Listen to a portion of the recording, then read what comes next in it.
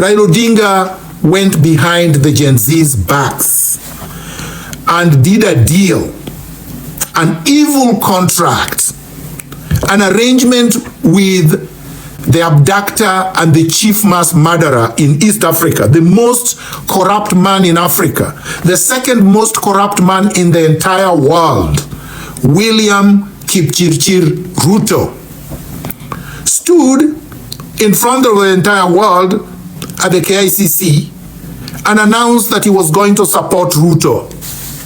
He didn't care that Ruto had murdered hundreds of Gen Zs after the protest, during the protest, and in days after that has perpetrated a systematic abduction of young people, disappeared them, tortured them, and continues to kill many of them. Raila didn't care about that. Raila didn't care about the real grievance that led to the Gen Z revolution. The fact that the Gen Zs, more than 65% of them, highly qualified, young with a lot of energy and vision, are unemployed. And there are no reasonable prospects that they will get employment this year, next year, the year after, 10 years from now. That is not in the plan of these power barons, the bandits in Nairobi. And the Gen Zs could see that and said, look, we own the country. Kenya does not belong to William Ruto. Kenya belongs to 60 million Kenyans, 65% of whom are Gen Zs or younger.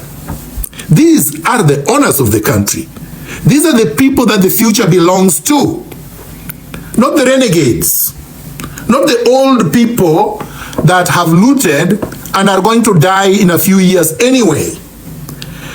But no, Raila did not stand with the Gen Zs. Raila did not stand with the future. Raila stood with his stomach. Raila stood with his greed.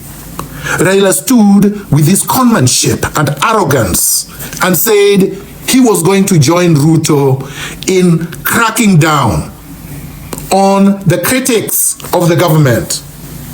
That's point number 3.